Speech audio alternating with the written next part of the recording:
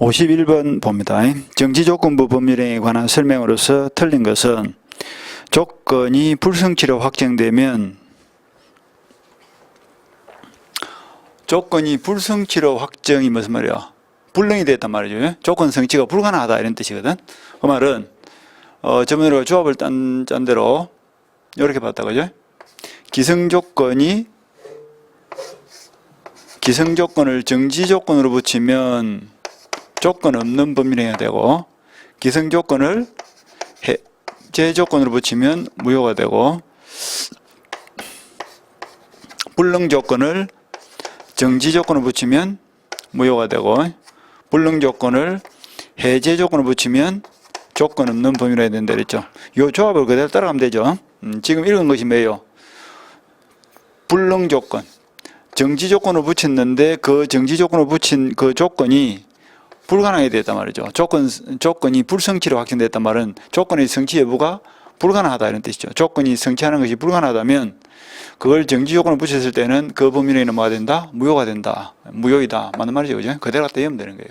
그래서 틀린 것은 1번을 맞고요. 그 다음에 2번 정지조건부 권리는 조건이 성취되지 않은 동안 소멸시효가 진행되지 않는다. 이것도 맞는 말이죠. 그죠? 정지조건부 권리는 효력이 있어요? 없어요? 정지조건이 성취되기 전까지는 일단은 무효죠. 재건 재무가 발생하지 않습니다. 따라서 재건 재무가 없기 때문에 소멸시효 진행도 논리상 있을 수가 없죠. 그죠? 권리가 발생해야 그다음 소멸시효가 진행이 될 거 아닙니까? 권리 자체가 성취되지 않은 동안은 권리 자체가 발생하지 않기 때문에 소멸시효도 진행되지 않는 건 당연한 거예요.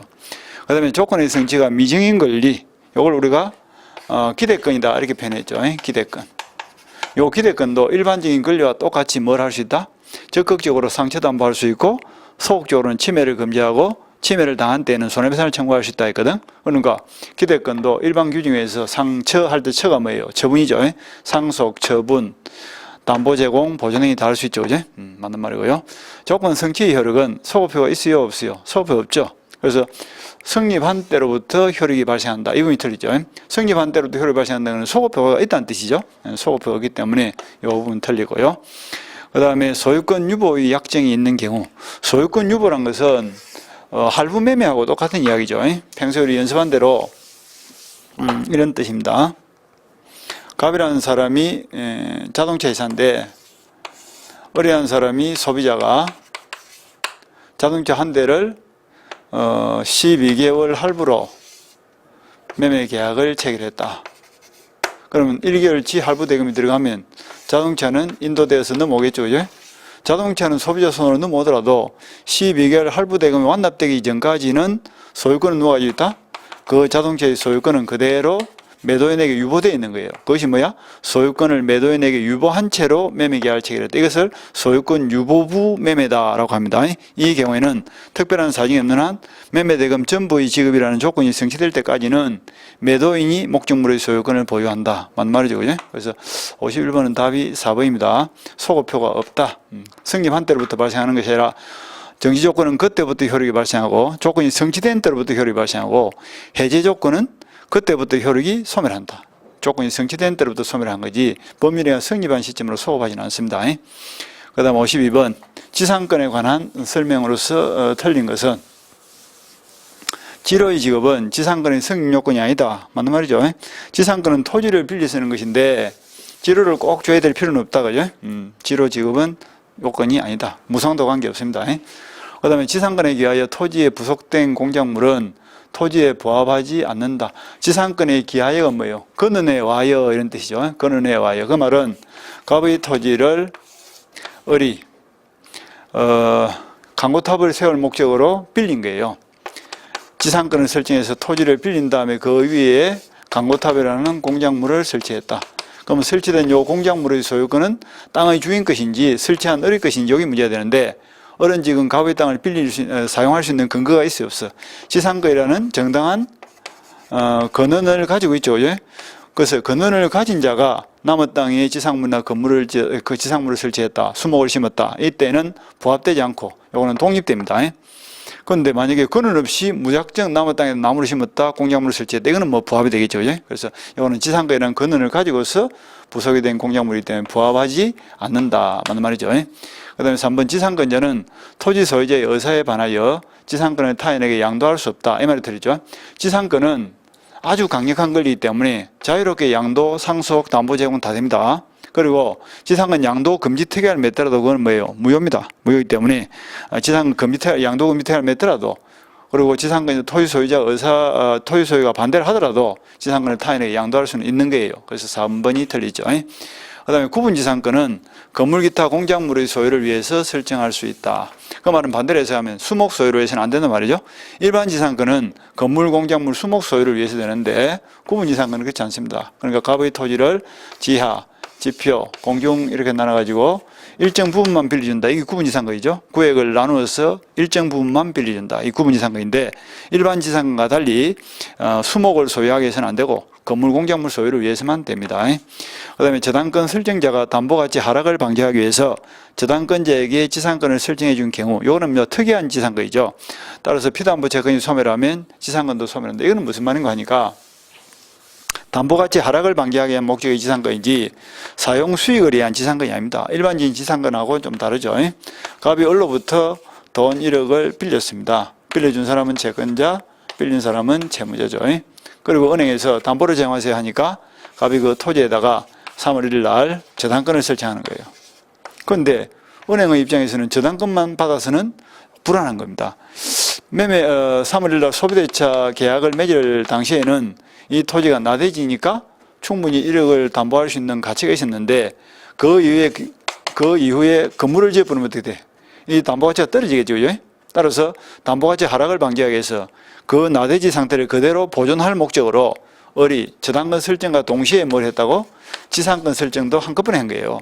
그러니까 은행에서는 지상권을 설정했지만 그 설정의 목적은 토지를 사용하는 데 있는 것이 아니고 그 토지를 나대지 상태로 그대로 보존함으로써 담보가치 하락을 방지하기 위해서 지상권을 설정한 겁니다. 이런 것을 우리가 담보가치 하락을 방지하기 위한 지상권이다라고 하고, 이거는 사용 수익의 목적이 있는 것이 아니라 건물을 못 짓도록 하는데 목적이 있는 겁니다. 그러니까 나중에 건물을 지으면 어떻게 철거해라 할 수는 있지만 건물을 짓는 과정에서 을이 토지를 사용을 못했다는 것을 이유로 침해자에게 뭐 손해배상을 청구한다든지 이런 거는 할 수가 없는 겁니다. 그 다음에 이제 지금 문제에서 본 것은 나중에 갑이 을에게 돈 1억을 갚아준 거예요. 변질해버리면 이렇게 채권이 소멸하죠. 피담보 채권은 주, 저당권은 종이기 때문에 주가 소멸하면 종도 당연히 소멸합니다. 그리고 저당권이 소멸하면 이제는 담보권이 소멸했기 때문에 담보가치 하락을 방지하기 위한 목적인 지상권도 역할이 다 된 겁니다. 따라서 이것도 등기 말소와 관계없이 막바로 소멸합니다. 그런 의미에서 5번은 맞는 말이 되겠죠. 그 다음에 53번을 봅니다. 등기 추정력에 관한 설명으로서 틀린 것은, 이거는 평소에 우리가 수업 시간에 딱 두 가지를 나눠보라야죠. 등기에서 가등기가 나온다든지 그 다음에 보존 등기가 나온다든지 이 두 개만 좀 주의를 하면 되는 거예요. 가등기가 나오면 가등기는 그 자체로서는 아무런 효력이 없다. 이 한 개만 잘 챙기시면 되고, 보존 등기가 나오면 보존 등기는 원시 취득을 공시하는 기능을 가지고 있는데 보존 등기 명의자가 원시 취득자가 아니라는 것이 증명이 되어버렸다. 그럴 때는 보존 등기 추정력은 깨진다. 요 두 개만 조심하고 나머지는 어떻게 몰아가라 그랬죠? 나머지는 뭐 그것이 이전 등기든 저당권 등기든 전세권 등기든 어떤 등기든 관계없이 누구에게나 모든 범위에서 추정이 담신다 이랬죠. 그래서 가령 뭐 갑이 토지 등기를 가 있다가 을에게로 5월 1일 날 등기가 넘어왔는데 그 등기 원인을 보니까 매매 이렇게 돼 있더라고. 그런데 나중에 7월 1일쯤 돼가지고 두 사람 사이에서 분쟁이 발생한 거예요. 그럼 지금 현재 등기 명의자가 을로 돼 있죠.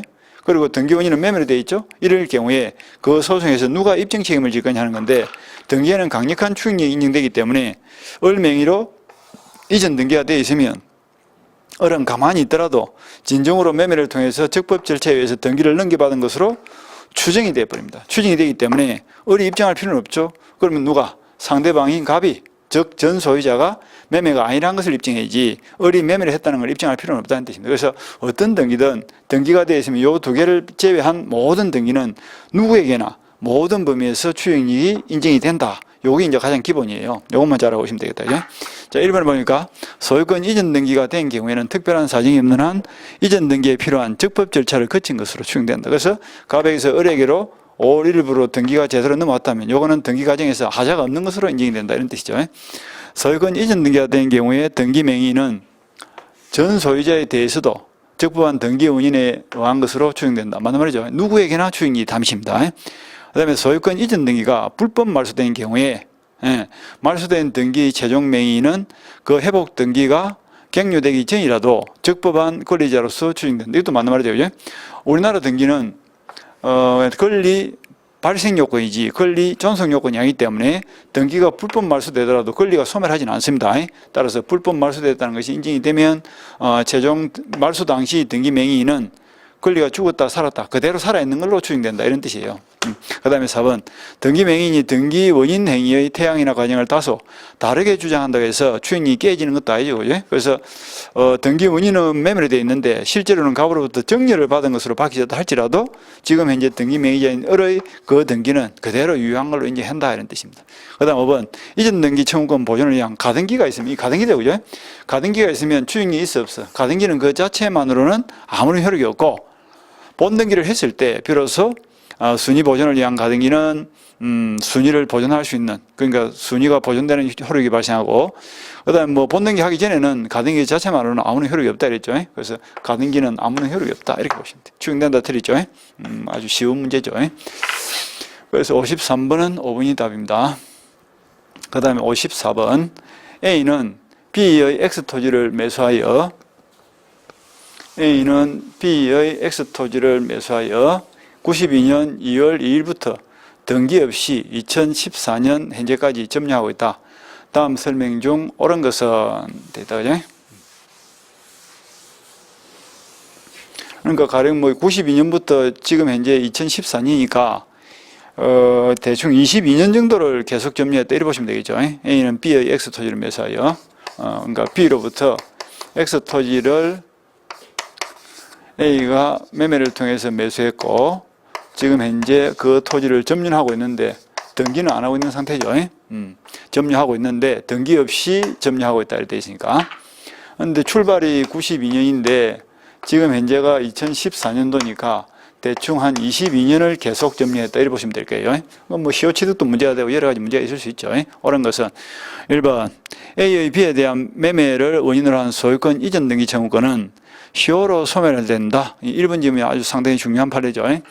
평소에 연습했던 대로 이 등기를 못 가진 상태에서 점유를 하고 있으면 A의 매수인의 매도인에 대한 매매를 원인으로 한 등기 청구권은 성질이 뭐예요? 채권적 청구권이고 통상의 경우는 10년의 소멸시효에 걸리죠. 근데 22년이 넘어 앞섰으니까 소멸시효가 완성된 거 아니냐 이것이 문제가 되는데 이에 대해서 우리 판례는 어떻게 보고 있다? 등기를 못 갖추더라도 매수인이 그 토지를 점유하고 있다는 것은 실질적 소유자로서 권리를 행사하고 있다 안 하고 있다? 하고 있다고 보죠. 그죠? 매매를 했고 대금 지급했고 점유를 넘겨받으면 행식상 등기를 못 받았으니까 소유권은 취득 못했지만 실질적 소유자로서 점유를 하면서 사용 수익을 할 때 내 땅을 남은 땅을 내 땅을 사용한다고 점유하고 있기 때문에 실질적인 소유권을 행사하고 있는 걸로 봅니다. 따라서 권리를 행사하지 않는 때로부터 소멸시효가 진행이 되기 때문에 지난 22년간 점유하면서 계속 권리 행사를 한 걸로 보기 때문에 이때는 소멸시효 진행이 돼야 하는데 10년이 넘어가더라도 소멸시효가 진행되지는 않는다 이랬다. 그죠? 그러니까 소멸된다가 틀리죠. 옳은 것을 골라야 틀리고요. 그 다음 2번 A가 매매를 원인으로 하여 점유를 개시하였음을 증명하지 못하면 그의 점유는 타주 점유로 본다. 이것도 틀리죠. 그죠? 그래서 A가 매매를 원인으로 점유를 개시하였음을 증명하지 못하더라도 일단 점유를 하고 있으면 뭐로 추정됩니까? 자주 점유로 추정이 되죠. 그죠? 자주 점유로 추정되기 때문에 스스로 입증을 할 필요가 있다 없다? 입증을 할 필요가 없어. 타주 점유로 본다가 틀리죠. 자유 점유로 그대로 추정이 됩니다. 그 다음에 C가 10년 9월 9일 X토지를 B로부터 매수하여 소유권을 취득한 경우에 A는 X토지를 시효 취득할 수 없다. 2010년 9월 9일이 중요하죠. 그러니까 이때부터 시효 취득을 이제 주장할 때는 이때부터 해서 시효가 완성된 시점이 언제예요? 2012년이 되겠다. 12년이 시효가 완성되는 시점인데 2010년 같으면 시효 완성 전이다 보다 시효 완성 전이죠. 10년이니까 2010년 B로부터 C가 X토지를 B로부터 매수했다 이래 돼요. C가 등기를 넘겨받았거든. 그러니까 점유 완성자인 A 입장에서는 항상 시효 취득을 주장할 때 누구를 상대로? 시효 완성 당시 등기 명의를 상대로 시효를 주장하면 되죠. 그러니까 2012년 시효가 완성될 당시 등기 명의자 누굽니까? C죠. 그러니까 C를 상대로 등기를 주장할 수 있는 게예요. 그러니까 그걸 우리가 연습할 때 시효 완성 당시를 기준으로 해서 그 이전의 자에게는 이길 수 있고 시효 완성 후의 3자한테는 못 이긴다 이렇게 배웠죠. 그죠? 그러니까 시효 완성 이전의 3자인 C에게는 시효 주장할 수가 있습니다. 그래서 A는 X토지를 시효 취득할 수 없다. 이것도 틀리죠. 그죠? 다음 여러분도 틀리고. 그 다음에 4번 2013년 3월 3일 D에게 X토지를 매도하여 점유를 이전한 경우에 A가 D에게 X토지를 매도했다. 그러니까 A가 13년 3월 3일 날 D에게 X토지의 점유를 넘겨줬다. 이걸 다르게 표현하면 시효가 완성된 이후에 남의 땅을 내가 점유한 채로 지금 20년 넘어갔죠. 20년 넘어갔으니까 13년 당시에는 시효가 완성된 뒤죠.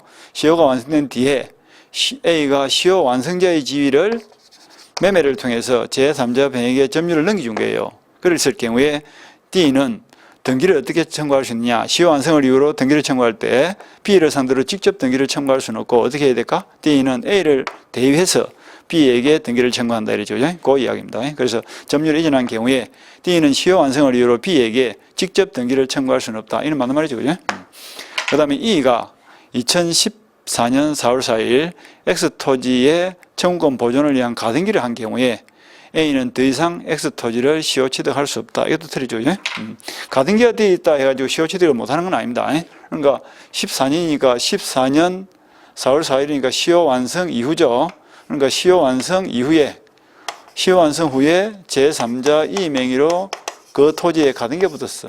하더라도 A는 등기 명의자인 B를 상대로 등기를 청구할 수 있고 시효 완성을 이유로 등기를 청구할 수 있고 등기를 가져오면 이 가등기는 주고 안 주고 죽지는 않겠죠. 아까 말한 대로 시효 완성 당시를 기준으로 그 이전의 3자에게는 이길 수 있지만 시효 완성 이후의 3자에게는 이길 수 없으니까 가등기가 붙은 채로 소유권을 취득할 수는 있는 거예요.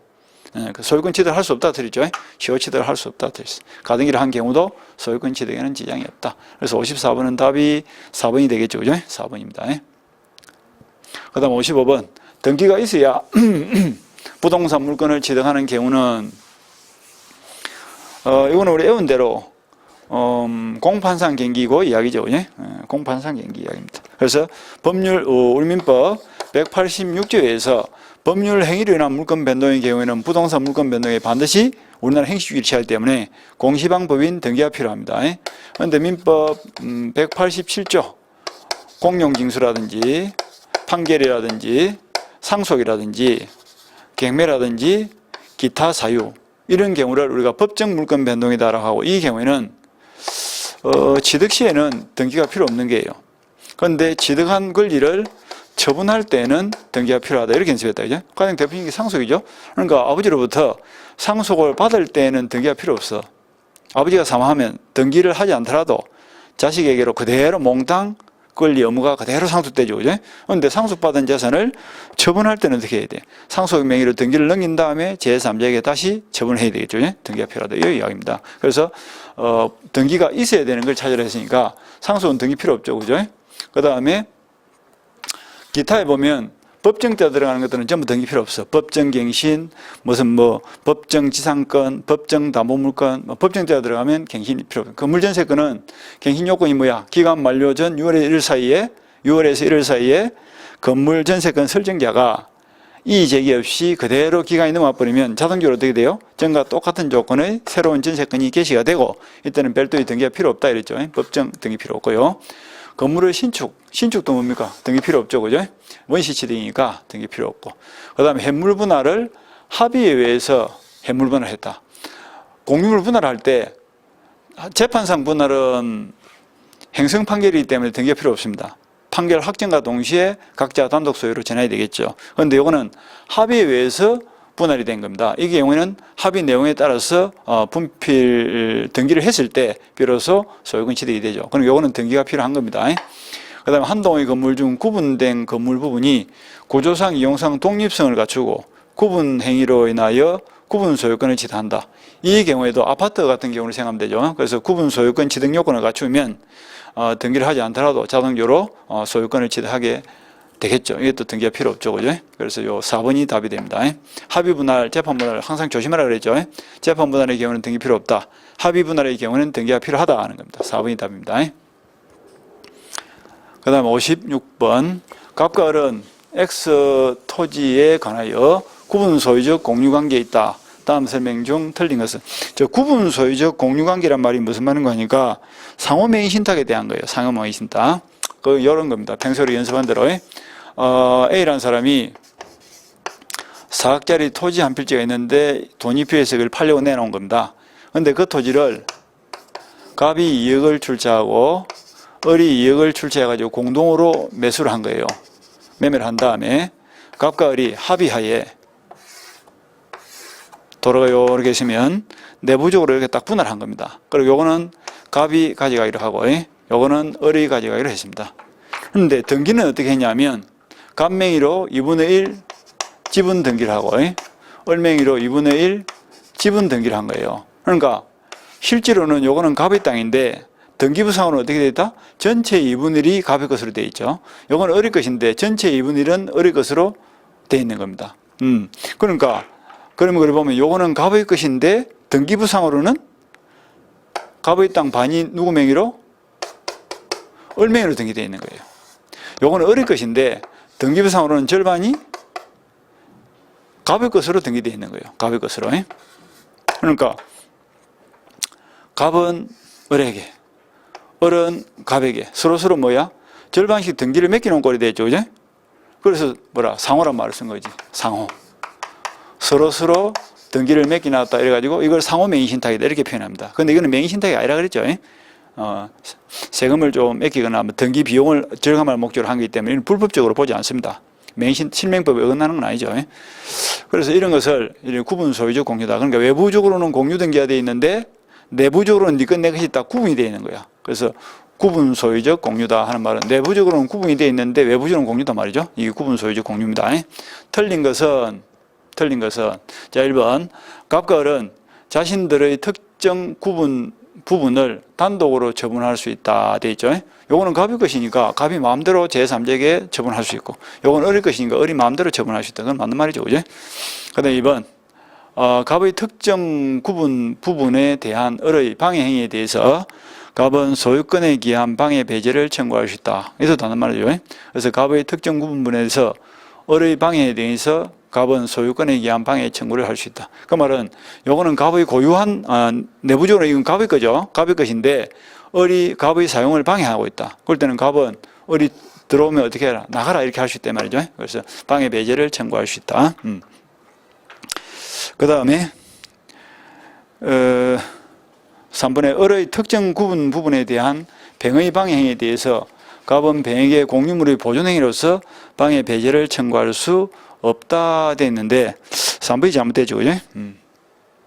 이거는 무슨 말이냐면 을의 특정 구분에 대해서 이 부분은 을의 것이죠. 을의 것인데 제3자 병이 들어와서 을의 토지 사용을 방해하고 있습니다. 그런데 제3자 병은 외부적 관계이기 때문에 외부적으로는 이것이 누구 거예요? 절반은 을 것이면 절반은 갑의 거로 되어 있죠. 그러니까 갑은 을의 병을 상대로 뭘 할 수 있다?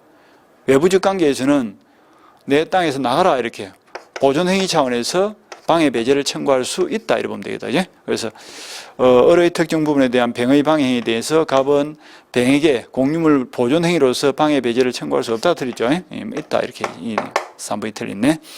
그 다음에 정의 경매를 통해서 을의 지분을 취득한 경우에 갑과 정 사이에 구분 소유적 공유 관계가 당연히 인정되는 것은 아니다. 이건 맞는 말이죠. 그죠? 당연히 인정되는 건 아니다. 경매를 통하여 줄쳐놓고. 그거는 무슨 말이냐면,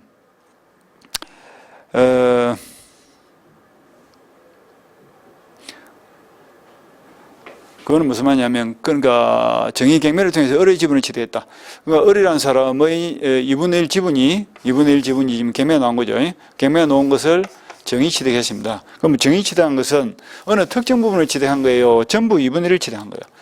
지분 2분의 1을 취득했다는 것은 외부적으로는 전부 2분의 1을 취득한 거죠. 지분의 2분의 1이라는 것은 전체의 2분의 1을 말합니다. 어느 특정 부분의 2분의 1이 아니죠. 그러니까 값과 갱매를 통해서 지분 2분의 1을 취득한 정의, 당연히 요거는 값의 것이고 요거는 을의 것이고 이렇게 딱 나누어서 취득한 것은 아니고 을은 정은 전체 2분의 1을 취득한 걸로 봅니다. 그 뒤에 값과 정의 합의하에 사실은 을이 지분은 2분의 1로 등기되어 있지만 실질적으로는 이쪽 부분만 을의 것이고 이쪽 부분은 2분의 1이 값의 것이라는 것이 증명이 되면 그 뒤에 이제 값과 정은 요거는 정의 것으로 요거는 값의 것으로 이래야 되는 거지, 갱매를 통해서 취득한과 동시에 당연히 요거는 정의 것으로 요거는 값의 것으로 이래야 되는 건 아니다 이런 뜻입니다. 정의 취득한 것은 전체 2분의 1을 취득했죠. 외부적으로는 을의 것, 값의 것이 구별이 안 돼 있잖아요. 그런데 내부적으로는 구별이 돼 있더라도. 그래서 우리 판례는 여기에 대해서 구분 소유적 공유관계를 인정하는 건 아니다 맞는 말이죠. 그런데 지분 2분의 1은 취득합니다. 그런데 이건 네 거, 이건 내 것으로 딱 구분돼서 소유권을 취득하는 것은 당연히 인정되는 건 아니다 이런 뜻이죠. 그 다음에 갑이 자신의 특정 구분 부분에 Y의 건물을 신축하여 소유한 경우에 을이 강제경매를 통하여 갑의 지분을 취득하더라도 갑은 Y의 건물에 대한 간직권을 취득할 수 있다. 이 말은 무슨 말이냐면 갑이 그 위에다가 건물을 지은 거예요. 그런데 갑과 을 사이에서는 내부적 관계이기 때문에 요거는 갑의 것이고 요거는 을의 것이죠. 그러니까 토지도 갑의 것이고 건물도 을의 것이고 동일인 소유죠. 건물도 갑의 것이고 토지와 건물이 동일인 소유였다가 그 뒤에 강제경매를 통해서 을이 갑의 지분을 취득했습니다. 을이 갑의 토지 지분이 경매가 나와가지고 그 지분을 을이 취득해버렸죠. 그러면 토지는 이제는 을의 것으로, 근데 건물은 갑의 것으로 소유자가 달라져 버렸죠. 그러니까 경매 실행 당시, 경매 처분 당시 토지와 건물이 존재하고 동일인 소유였다가 강제경매라는 처분행위를 통해서 토지는 을에게로 건물은 갑에게로 소유자가 달라졌으니까 당연히 건물 소유자인 갑은 새로운 토지 소유자인 을을 상대로 뭘 할 수 있다? 간섭법상 법정지상권을 준용하면서 건물 철거에 대해서 거절을 할 수 있다 이런 뜻이죠. 법정지상권을 취득할 수 있다. 5번 질문이 조금 어렵죠. 하여튼 답은 뭐 그렇게 어려운 건 아니죠. 그죠? 그래서 3번이 답입니다. 그 다음 57번. 갑은 을 소유의 단독주택 부분의 일부인 X부분에 대해서 전세권을 취득하였다. 일부의 전세권을 취득했다. 그 말이 중요하죠. 이것도 평소에 많이 봤던 판례죠. 갑의 주택이 3층이에요. 그런데 3층 중에서 2층 부분에 대해서 을이 전세금 1억을 걸고 3년간 전세권을 설정했습니다. 그런데 3년 기간이 만료가 되었음에도 불구하고 전세금을 돌려주지 않는 거예요.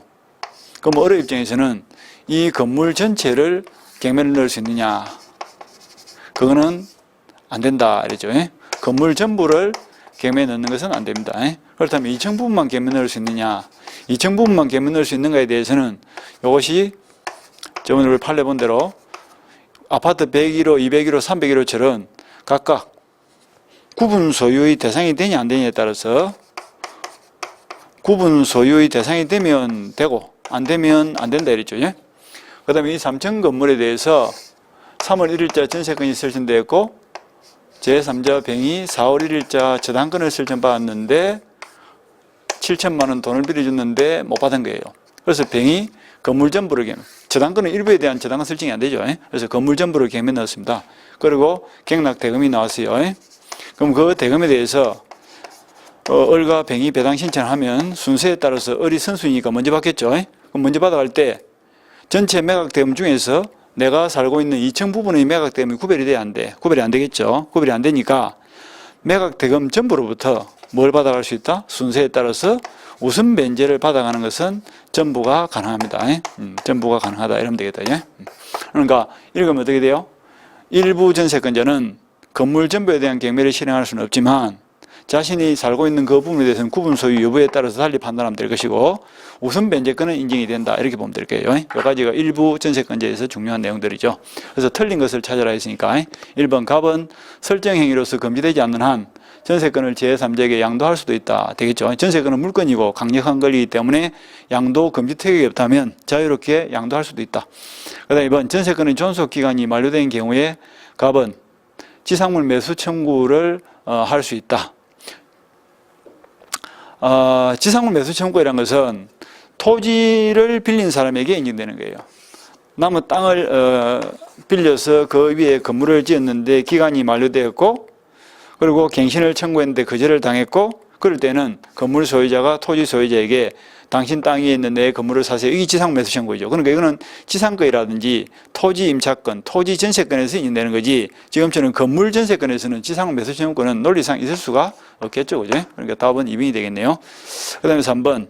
갑의 존속기간이 만료된 경우에 전세권의 용익물권적 권능은 소멸한다. 전세권 존속기간 3년이 끝나고 나면 사용수익 권능은 소멸합니다. 용익물권적 성격은 소멸하고 이제는 전세금 1억을 되받기 위한 목적으로서 전세권이 뭐가 돼? 담보물권적 성격의 기능으로 변질이 되겠죠. 그죠? 그래서 전세권은 평상시에는 용익물권적 성격을 가지고 있지만 기간 만료 후 전세금을 변제받지 못할 때에는 담보물권적 성격도 아울러 가지는 그 양면성을 가지고 있죠. 이건 맞는 말이고요.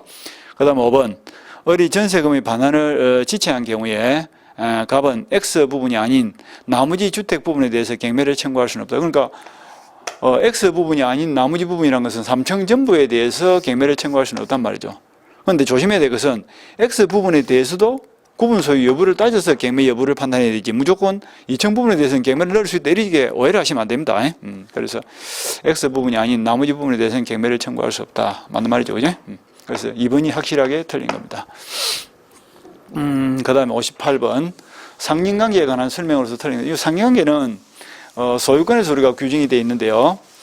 특히 그 부동산 소유권에서 이웃하고 있는 부동산 사용권자와 다툼이 발생했을 때 그 다툼을 어떻게 해결할 것이냐. 여기에 대한 것이 상린관계고 이거는 뭐 규정은 소유권에 되어 있지만 그 적용 범위는 부동산 이용권자라면 전부가 적용을 받습니다. 가령 예를 들면 뭐 이런 거죠. 갑이라는 사람의 토지와 갑지와 을지가 있는데 그 갑지를 사용하는 사람이 꼭 소유자만 사용한다는 법이 없죠. 그러니까 갑지 소유자와 을지 뭐 전세권자 사이에서도 경계를 사이에 놓고 다툼이 발생할 수 있고 그다음 뭐 지상권자와 뭐 소유자, 임차권자와 전세권자, 그다음에 전세권자와 또 지상권자 이런 식으로 부동산 이용권자 사이에서는 언제든지 경계를 사이해놓고 다툼이 벌어질 수 있죠. 그래서 서로 이웃하는 부동산 사용권자 사이에서 경계를 사이해놓고 다툼이 벌어졌을 때 그것을 조절하기 위한 관계를 상린관계다라고 하고 이거는 뭐 별도의 독립적인 권리가 아닙니다. 그래서 부동산 사용권에 부착되어 있는 내부적 권능에 불과하다 이렇게 보시면 되겠죠. 그리고 1번에 보니까 경계에 설치된 경계표는 원칙적으로 공유로 추정된다. 맞는 말이죠. 그래서 경계표라든지 담 국어 이런 것들을 설치할 때는 절반씩 비용을 부담해야 되고 그 소유자는 절반씩 가져가죠. 공유로 추정된다. 그 다음에 토지 소유자는 이웃 토지로부터 자연히 흘러오는 물을 막지는 못한다. 그것도 맞는 말이죠. 그죠? 그러니까 뭐 땅이 이렇게 되어 있는 거예요. 이것이 갑지고 이것이 을지인데 물은 항상 높은 곳에서 낮은 곳으로 흐르죠. 근데 흘러오는 물을 을이 막을 수는 없다 이런 뜻입니다. 그러니까 자기도 배수 시설을 해서 딴 데로 물을 빠질 수 있도록 허용을 해야지 내려오는 물을 막을 수는 없다 이런 뜻이죠. 그래서 자연히 흘러오는 물을 막지는 못합니다. 그런데 자연이가 아니고 원래는 자연스럽게 이쪽 부분을 통해서 물이 흘러내려오던 것을 갑지 소유자가 물길을 바꿔서 다른 쪽으로 흐르게 했다. 이런 경우에는 그거는 막을 수가 있는 거예요. 그래서 자연히 흘러오는 물은 막을 수 없습니다.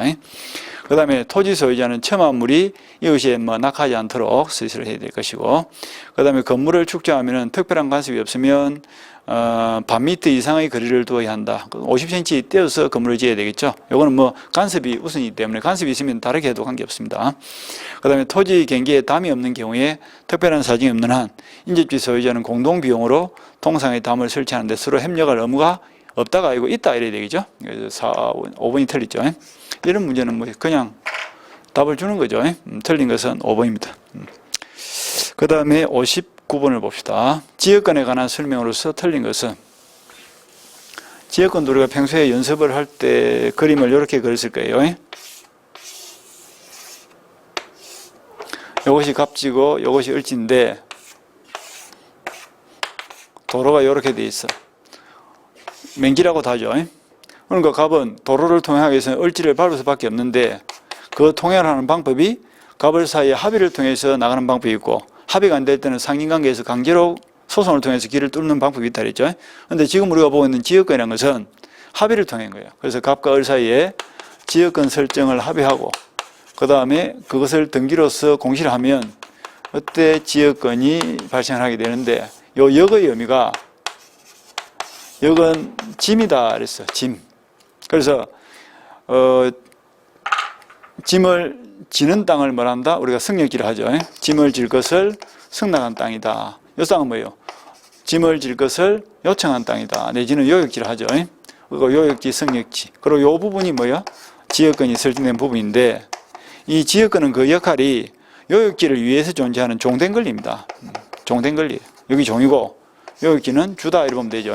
그러니까 지역권은 요역지를 위해서 존재하는 종된 권리이기 때문에 요역지 소유권이 가면 지역권도 그냥 등기 없이 따라가고 요역지를 빌린 사람은 요역지만 사용하는 것이 아니라 지역권도 당연히 사용할 수 있죠. 이런 것들은 이제 지역권의 뜻입니다. 그리고 그림을 그대로 읽으면 지역권이란 요역지 전부를 위해서 성역지의 일부 또는 전부가 짐을 진다. 이게 지역권의 뜻이고요. 그리고 합의하고 등기해야 됩니다. 자, 1번 지역권도 독립된 물건이기 때문에 상속에 의해서 취득할 수가 있습니다. 맞죠? 그 다음에 2번 요역지와 분리하여 지역권만을 양도할 수 있다. 이건 의미 틀리죠. 그죠? 이런 문제도 그냥 답을 주는 거죠.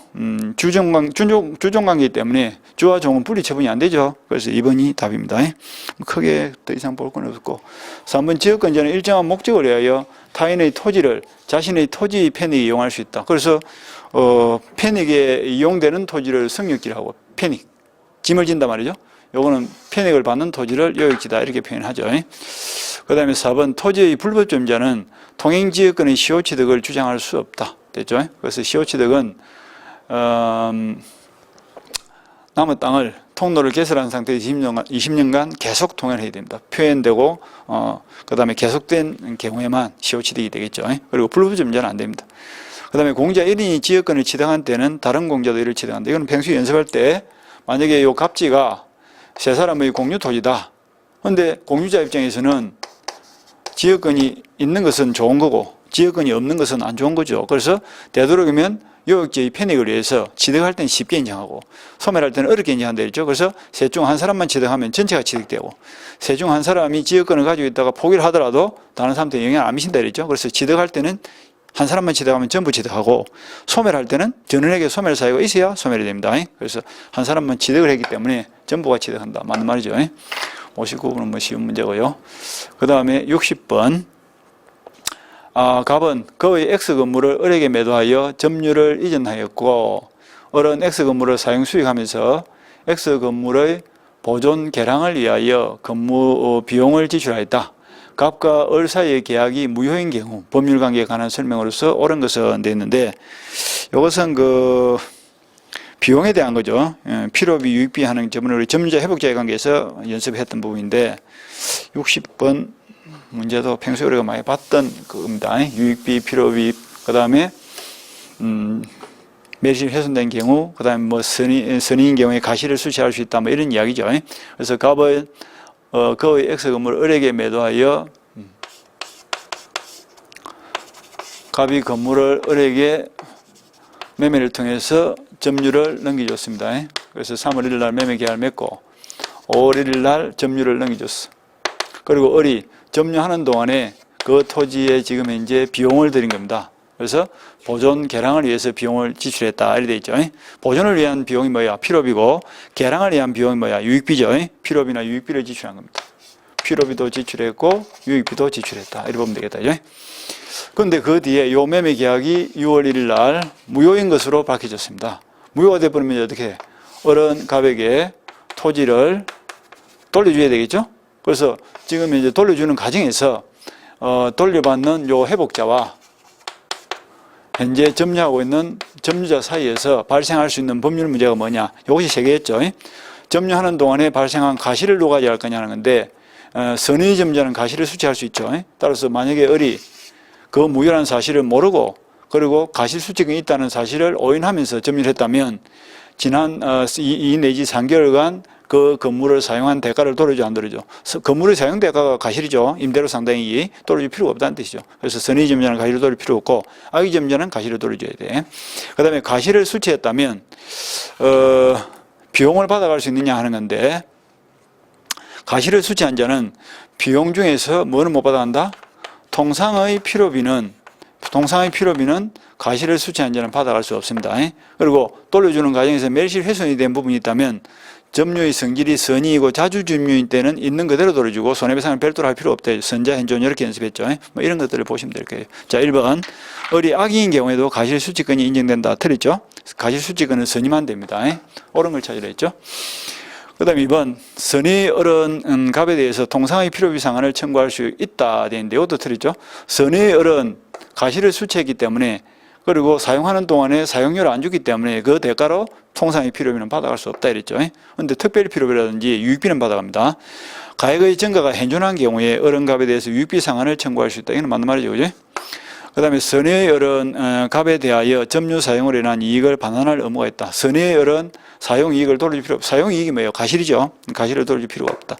그 다음에 을의 비용 상한 청구는 비용을 지출할 때 즉시가 틀렸죠. 즉시. 요거는 이제 임차권과 조금 구별하시되, 임대차에서는 필요비를 즉시 청구할 수 있습니다. 근데 지금 요거는 임대차가 아니죠. 매매 과정에서 뒤에 무효가 되는 바람에 점유하는 것이기 때문에 임대차와 관련된 점유가 아닙니다. 따라서 요 점유의 경우에는 필요비든 유익비든 목적물 반환 시에 비용을 청구할 수 있는 이행기가 도래한 걸로 봅니다. 따라서 옳은 것은 뭐 3번이죠. 3번. 그 다음에 61번. 2014년 갑은 친구 을과 계약 명의 신탁을 약정하였다. 그 사실을 알고 있는 병은 명의 수탁자 을과 매매 계약에 따라서 을 명의로 토지의 소유권을 이전해 주었다. 다음 설명 중 옳은 것은 X 토지의 소유권을 이전해 주었다. 토지가 아니죠. 이 오자가 있습니다. X 토지의 소유권을 이전해 주었다. 이렇게 읽으면 되겠죠. X 토지의 소유권을 이전해 주었다.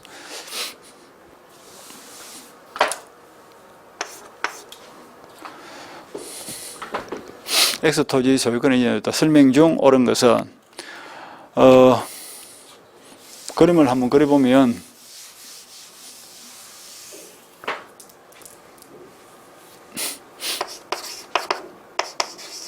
뱅이 X 토지를 소유하고 있는데 그걸 지금 팔려고 내놓은 거예요. 근데 갑이라는 사람이 그 땅을 사고 싶은 거예요. 근데 내 이름 밝히기가 껄끄러우니까 친구 을에게 돈을 주면서 뭐라고 부탁했다? 네 이름으로 땅을 좀 사놨다가 내가 나중에 공제해서 물러나면 돈 돌려달라 부탁을 했단 말이죠. 그래서 두 사람이서 맹의 신탁을 했고요. 부탁을 받은 을이 수탁자죠. 그리고 갑으로부터 받은 돈을 들고 매도인 갑 뱅가 3월 10일 날 매매 계약을 체결했습니다. 그리고 5월 1일 날 이행을 하기로 했고요. 이행 날짜가 되니까 1억을 지급하고 이렇게 5월 1일 날 등기를 넘겨봤는데, 이 병이 선의인 경우하고 악의인 경우가 달리 본다 이런 뜻입니다. 선의인 경우에는 매도인이 갑의 존재를 모르고 있기 때문에 병을 보호하기 위해서 이 매매 계약도 유효, 이행도 유효, 수탁자매의 등기도 유효가 되는 거예요. 그런데 악의인 경우라면 병도 갑과 을 사이의 맹신탁을 알고 있다는 뜻이거든. 그러면 이 맹신탁은 당연히 뭐 재산 은닉을 위한 것이니까 무효가 될 것이고, 그 다음에 알면서 팔았다면 이 병도 뭐예요? 갑과 을 사이의 맹신탁을 도와주는 방조자 역할, 즉 공범적인 역할을 했죠. 따라서 병을 보여줄 필요가 없다 이런 뜻입니다. 그 말은 이 계약도 무효가 되고, 무효니까 이 이행도 무효가 되고, 무효니까 이 등기도 무효가 되기 때문에 여전히 소유권은 병이 그대로 가지고 있다 이렇게 보면 되겠다. 요 가지가 계약 명의 신탁에서 매도인이 악의인 경우입니다. 이렇게 보면 되겠죠. 자, 그래서 설명 중 옳은 것은 1번 을은 X 토지에 대한 소유권을 취득한다. 틀리죠. 등기가 무효이기 때문에 을은 소유권 취득을 못합니다. 그 다음에 2번 갑은 병에 대해서 X 토지에 대한 소유권 이전 등기를 청구할 수 있다. 갑은 병에 대해서 소유권 이전 등기를 청구할 수 있다 되어 있는데, 이전 등기를 청구할 수 있는 근거가 없죠. 그죠? 갑과 병 사이에서는 매매 계약을 맺은 바도 없고, 그리고 병과 을 사이에 맺은 매매 계약은 무효이기 때문에 등기를 청구할 수 있는 근거는 없다. 없다. 이것이 뭐야? 삼자간 맹신탁하고 다르죠. 그죠? 계약 맹신탁의 악인 경우하고 삼자간 맹신탁 다릅니다. 그래서 있다가 틀리고요. 그 다음에 3번 을이 X소의 소유권 이전 등기를 말소하지 않더라도 뱅은 을의 매매 대금 반환을 거절할 수 없다. 을이 X 토지의 소유권 이전 등기를 말소하지 않더라도 뱅은 을의 매매 대금 반환 청구를 거절할 수 없다. 이것도 틀리죠. 그죠? 그래서 계약이 무효이기 때문에 주고받은 것은 이제 어떻게 해야 돼요? 돌려줘야 되겠죠? 따라서 뱅은 받은 돈 1억을 돌려줘야 될 것이고, 을은 등기를 말소하고 돌려줘야 되겠죠? 그럼 돌려주는 과정에서 무슨 관계? 동시행 관계이기 때문에 이는 거절할 수 있다고 해야 되겠죠? 그 다음에 4번. 을이 X 소유를 정에게 매도하여 소유권 이전 등기를 해준 경우에 정은 X 소유 소유권을 취득한다. 이건 맞는 말이죠. 그죠? 그래서 맹신탁에서 수탁자로부터 넘겨받은 제3자 정은 원칙적으로 선의 악의를 불문하고 언제나 보호가 되기 때문에 이때는 정은 소유권을 취득합니다. 맞는 말이죠. 그 다음에 5번. 을이 X 토지를 선의 정에게 매도하여 소유권 이전 등기를 해준 경우에 을의 행위는 병의 소유권에 대한 침해 행위가 아니다. 이건 틀리죠. 그죠? 계약이 무효고 이 등기가 무효이기 때문에 을과 병 사이의 매매 계약을 맺을 당시에 을은 누구 땅을 파는 거야? 남의 땅을 파는 거죠. 그죠? 따라서 병에 대해서는 권리를 침해한 걸로 봐야 되겠죠. 침해가 아니다. 틀리고. 그래서 답은 4번입니다. 그 다음에 62번. 유치권과 동시이행 항변권에 관한 설명으로서 옳은 것을 모두 고르면, 유치권과 동시이행 항변권은 비슷하게 보이지만 기본적으로 성질이 다르죠. 유치권은 독립된 담보물권이지만 동시이행 항변권은 쌍무계약에서 발생되는 부수적인 권능에 불과하지 이거는 독립된 권리가 아닙니다. 그래서 옳은 것은 돼 있죠. 자, 모두 고르면 1번 기억. 유치권과 동시이행 항변권은 점유를 성립요건으로 한다. 유치권은 반드시 점유를 하고 있어야 되지만 동시이행 항변권은 목적물을 꼭 점유를 해야 인정되는 권리는 아니죠. 틀리고, 그죠? 그 다음에 니은, 유치권은 목적물에 관하여 생긴 채권의 담보를 목적으로 하는데 맞는 말이죠. 그래서 유치권은 평소에 우리가 자동차를 수리를 했다. 그런데 자동차 정비업자가 수리 대금을 받기 전까지는 내가 점유하고 있는 그 자동차를 돌려준다, 안 돌려준다? 안 돌려준다. 이게 뭐야? 유치권이죠. 그래서 담보를 목적으로 해서 물건을 딱 쥐고 있을 수 있는 권리죠. 맞고요. 그 다음에 유치권과 동시행권은 서로 병존할 수 있다. 이건 맞는 말이죠. 그죠? 그 말은 이런 거예요. 갑이라는 사람이 나이가 18세인데 법정 대리인 A의 동의를 받지 않고 아버지가 사준 오토바이를 을에게 3월 1일 날 매매를 통해서 100만 원을 받고 팔았습니다. 100만 원 받았죠. 100만 원 받고 오토바이를 넘겨준 거예요. 그런데 법정 대리인이 5월 1일 날 그 사실을 알았죠. 그럼 법정 대리인은 이 매매 계약을 어떻게 할 수 있다? 추인할 수도 있지만 취소할 수 있는 것도 되죠. 그죠? 미성년자가 법정 대리인 동의 없이 맺은 계약은 취소 가능한 법률행위죠. 그럼 취소권을 행사할 때 일방적으로 하죠.